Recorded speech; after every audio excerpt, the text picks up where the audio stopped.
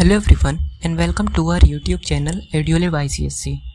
आज हम इस वीडियो में आपके एकांकी संचय के चैप्टर नंबर 3 जिसका नाम है कमान, इस चैप्टर की हिंदी एक्सप्लेनेशन डिस्कस करेंगे। तो वीडियो स्टार्ट करते हैं एक समरी से। तो प्रस्तुत एकांकी मातृभूमि का मान श्री हरिकृष्ण प्रेमी द्वारा रचित है। इस पूरी एकांकी में राजपूतों की मातृभूमि के प्रति एक निष्ठा को दर्शाया है। इस एकांकी में कुल 5 पात्र हैं। राव हेमू जो बूंदी के शासक हैं, अभय सिंह जो मेवाड़ का सेनापति है, महाराणा लाखा जो मेवाड़ का शासक है, वीर सिंह जो मेवाड़ की सेना का एक सिपाही है परंतु उसकी मातृभूमि बूंदी है, और चारणी। साथ ही एकांकी में वीर सिंह के साथियों का भी वर्णन है।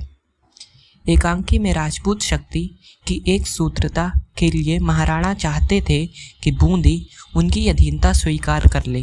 इसलिए मेवाड़ नरेश महाराणा लाखा ने अपने सेनापति अभय सिंह से बूंदी के राव हेमू के पास यह संदेश भिजवाया कि बूंदी मेवाड़ की अधीनता स्वीकार करे ताकि राजपूतों की असंगठित शक्ति को संगठित करके एक सूत्र में बांधा जा सके। परंतु राव ने यह कहकर प्रस्ताव स्वीकार कर दिया कि बूंदी महाराणाओं का आदर तो करता है पर स्वतंत्र रहना चाहता है। वे शक्ति नहीं, प्रेम का, अनुशासन का आदर कर सकते हैं परंतु किसी के अधीन रहकर सेवा करना उन्हें पसंद नहीं है। यह सुनकर राणा लाखा ने बूंदी पर आक्रमण कर दिया, परंतु मेवाड़ के शासक महाराणा लाखा को नीमरा के इस युद्ध के मैदान में बूंदी के राव हेमू से पराजित होकर भागना पड़ता है।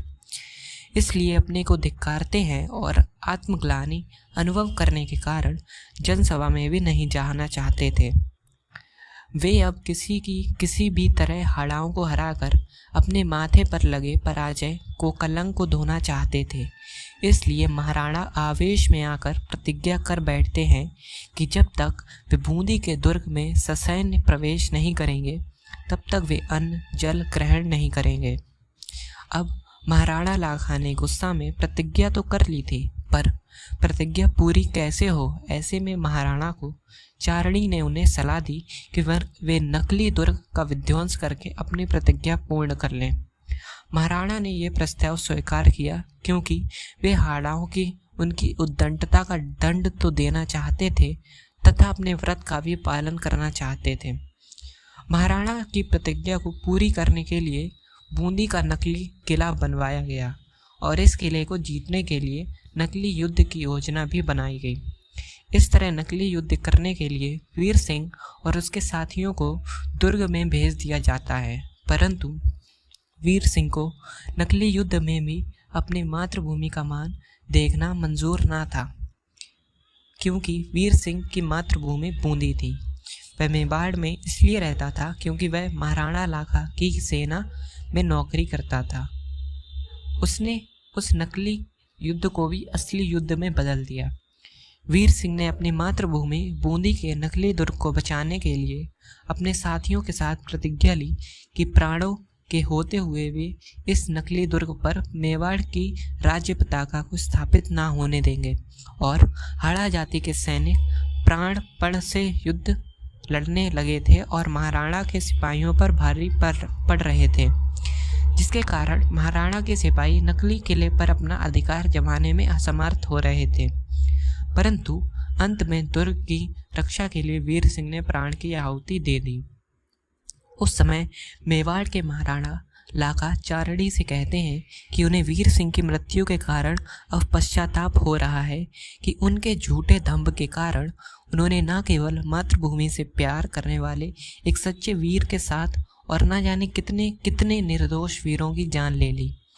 क्या बूंदी के राव हेमू तथा हाड़ा वंश का प्रत्येक राजपूत आज की इस दुर्घटना को भूल सकेगा? ठीक उसी समय राव हेमू का प्रवेश होता है और वे कहते हैं कि बूंदी के हाड़ा सुख दुख दोनों में ही मेवाड़ के साथ रहे थे और आगे भी रहेंगे।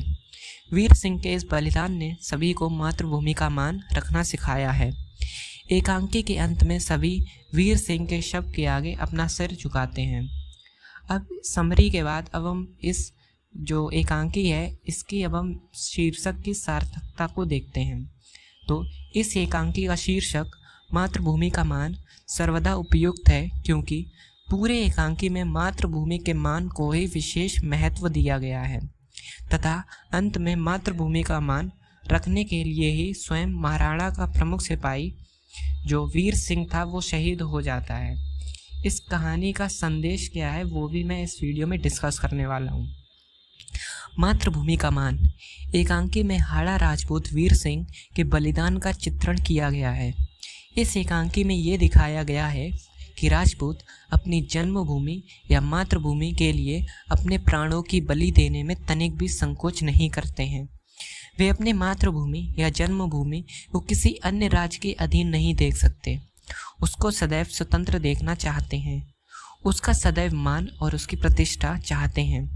पूरी एकांकी में राजपूतों की मातृभूमि के प्रति कितनी अधीन निष्ठा है ये दिखाया गया है। मातृभूमि का मान उनके प्राणों से अधिक है। एकांकी में ये संदेश दिया गया है कि राजपूतों के लिए अपनी मातृभूमि का महान सर्वोपरि होता है। प्रत्येक व्यक्ति का ये कर्तव्य है कि वे अपनी मातृभूमि की रक्षा के लिए तत्पर रहें। If you have enjoyed this video, make sure to like the video and subscribe our channel, and also share this video and our channel to all your friends and classmates. Thank you.